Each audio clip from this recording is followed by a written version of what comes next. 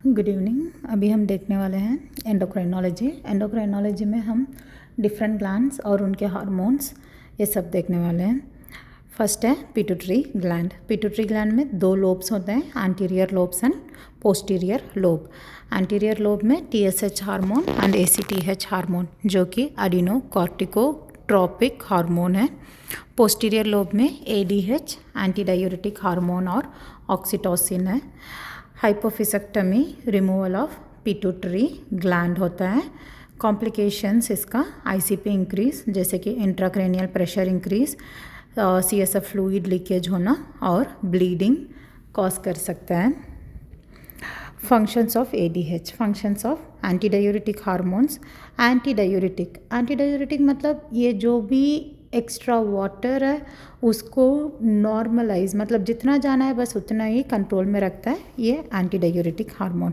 Water reabsorption होके polyuria कम होने से पॉलीयूरिया हो सकता है। पॉलीयूरिया होने से डायबिटिक इंसिपिडस हो सकता है जहाँ की यूरिन की ग्रेविटी लेस देन 1.006 हो जाती है।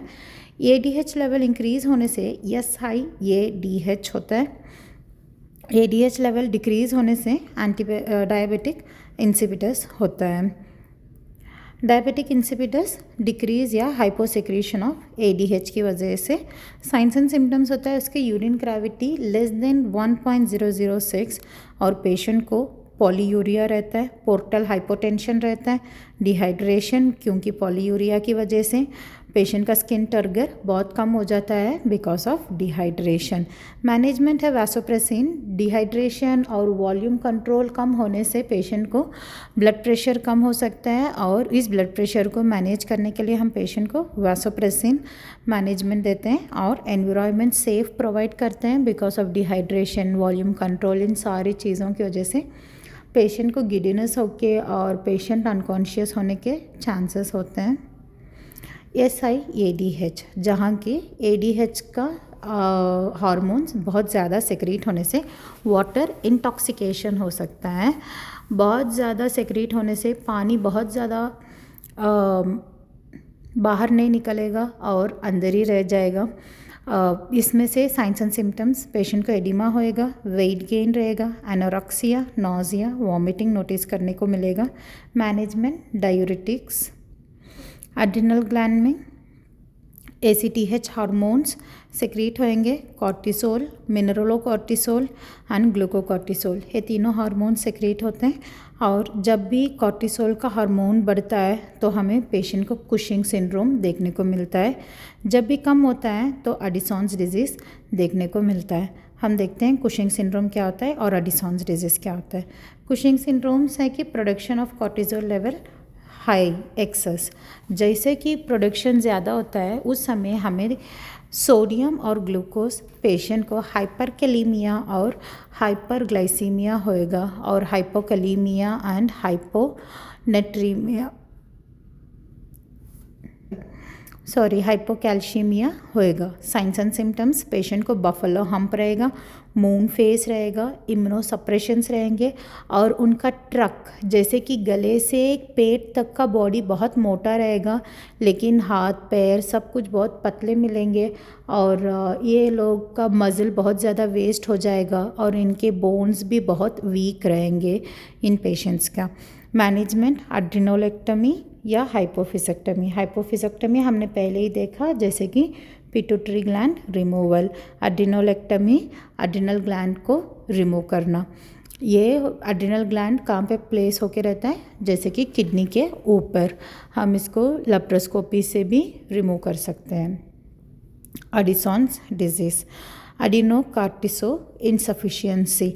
जब भी कॉर्टिसोन का हार्मोन्स कम होने लगता है तो एडिसन्स डिजीज़ होता है। जैसे कि हम कुशिंग सिंड्रोम में सोडियम और ग्लूकोज को ज़्यादा होते हुए देखें, यहाँ पे हाइपोनेट्रीमिया और हाइपोग्लाइसीमिया, फिर हाइपरकैल्शीमिया एंड हाइपरकैलीमिया देखने को मिलेगा। एडिसन क्राइसिस वर्सन कंडीशन होता है, जैसे कि यहाँ पे कैल्शियम और पोटेशियम ज़्यादा है, हमें पेशेंट के पास कार्डियक एरिथमियाज देखने को मिलेंगे तो ये कॉम्प्लिकेशन होएगा पेशेंट को। फिर hypotension, bradycardia, respiratory failures, management है airway management and systematical management करना पड़ेगा हमें पेशेंट को। कॉर्टिसोल एडिक्वेंसी मतलब हमें कॉर्टिसोल एक्स्ट्रा पेशेंट को एडमिनिस्टर करना पड़ेगा। पेशेंट को हमें मेथिलीन कॉर्टिसोल लेवल चेक करना भी पड़ेगा। नेक्स्ट है hypothyroidism and hyperthyroidism. Hypothyroidism dry skin, intolerance to cold, myxoedema, weight gain, constipation रहेगा। यहाँ पे पेशेंट बहुत वेट गेन हो जाएगा, बहुत टायर्ड रहेगा, पेशेंट को ठंडी नहीं सह पाएंगे, इनका स्किन बहुत ड्राई रहेगा, ये सब कुछ होएगा। इसका मैनेजमेंट होगा कि लिवोथायरॉक्सिन हम 25 mcg से 150 mcg तक ओरल मेडिसिन होता है और हम इसको अर्ली मॉर्निंग पेशेंट को देते हैं। Low calorie and low fat diet हम पेशेंट को मैनेज करते हैं। हाइपरथायराइडिज्म में इसका अपोजिट होता है, पेशेंट बहुत एक्सट्रीमली एंग्शियस में रहेगा और इनका सॉफ्ट स्किन रहेगा, इंटॉलरेंस टू हीट रहेगा, एक्सोथैलेमस रहेगा, वेट लॉस रहेगा, डायरिया रहेगा, कार्डियक अरिथमियास, हाइपरटेंशन रहेगा, गॉइटर रहेगा। इसका मैनेजमेंट आयोडीन रहेगा। Intervention iodine, radio active iodine, profile थायो, यूरासिल मेडिकेशन हम स्टार्ट करेंगे। फिर पेशेंट को हम थायराइडेक्टमी मैनेजमेंट करेंगे जब बहुत ज़्यादा अनकंट्रोलेबल पे रहेगा। तो ये करने से पेशेंट को TSH हार्मोन्स का रश होएगा और इससे पेशेंट को हाइपोकैलिमिया होने के चांसेस बहुत ज़्यादा होते हैं। Thyroidectomy, size removal of thyroid gland, complication thyroid storm, T3 T4 uncontrol production, iodine head, nodding head, bradycardia रहेगा। Management Lugol's iodine, beta blockers, complication level of hoarseness, इनकी आवाज़ बहुत स्ट्रॉन्ग रहेगी, ब्लीडिंग फ्रीक्वेंटली रहेगा तो एयरवे ऑब्स्ट्रक्शन हो जाएगा। ये पोस्ट थायराइडेक्टमी की कॉम्प्लिकेशंस हैं। Tetany, injury to the parathyroid gland, reduced calcium, calcitonin production decreases. Trousseau sign होता है कि पेशेंट को जब हम बीपी कफ बांध के 2-3 मिनट के लिए हम बांध के रखते हैं तो पेशेंट का हाथ इंटरनल से फ्लेक्शन होएगा और उनके उंगलियां बहुत स्टिफ हो जाएगी, ये टोर्सियो स्पैज़म होता है। दूसरा है कि चॉपटेक साइन, एक तरफ के मसल्स पेशेंट को खींच के पकड़ लेंगे और ऐसे पेशेंट एक तरफ से हंसता हुआ दिखेगा हमें, इसका साइन होता है कि चॉपटेक साइन। ये दोनों कंडीशन कैल्शियमिया की वजह से होते हैं। Pancreatic disorder, type 1 and type 2 diabetics. Type 1 जैसे हमें पता है इंसुलिन डिपेंडेंट, मोस्टली हम बेबीज़ में देखते हैं, मतलब पीडियाट्रिक के एज में ही स्टार्ट हो जाता है। टाइप 2 होता है कि नॉन इंसुलिन डायबिटिक। ये नॉन इंसुलिन डायबिटिक इसलिए कहा जाता है कि अडल्ट में रहता है और स्टार्टिंग स्टेज हम डाइट में मैनेज कर सकते हैं। डाइट के बाद ये ओरल ग्लाइसीमिक मेडिकेशंस कंट्रोल पे जाएगा, जैसे मेटफॉर्मिन, ग्लाइकोमेट, ये सारे मेडिसिन। फिर फॉलोइंगली ये जाएगा कि इंसुलिन के ऊपर, और ये Lantus short acting long acting medications पे डिपेंड होता है। साइंस एंड सिम्टम्स होता है कि polyuria, polydipsia, polyphagia, weight loss, wound delay healing.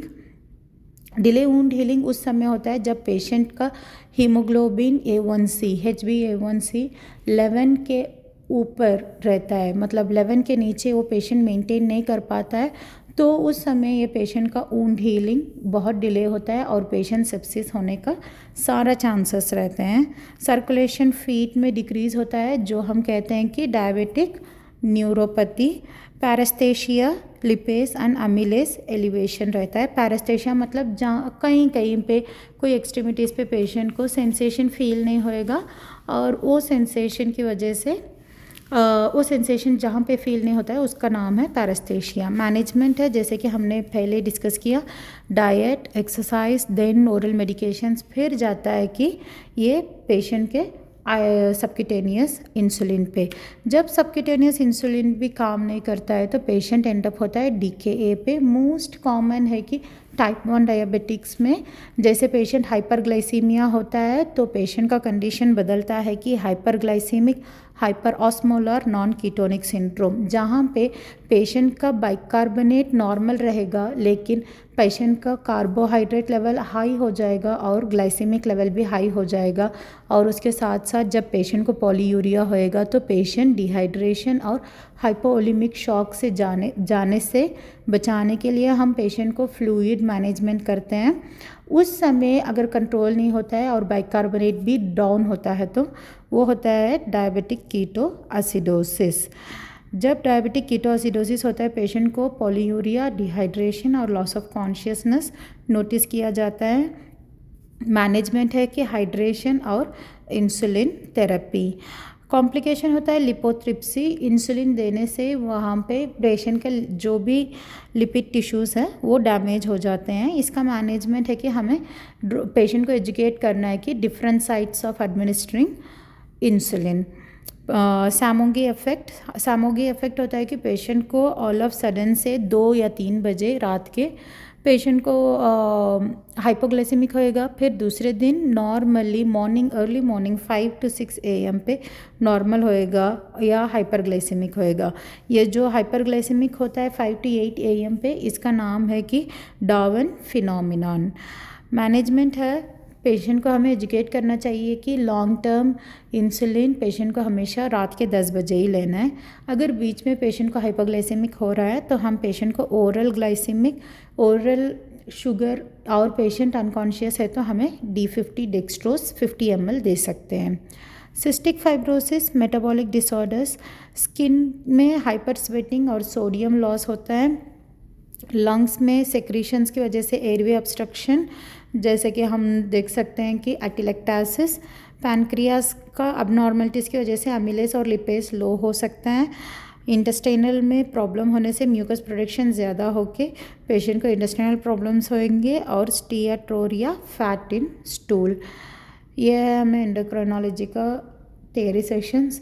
कोई डाउट है तो प्लीज़ कांटेक्ट करके पूछना। Thank you.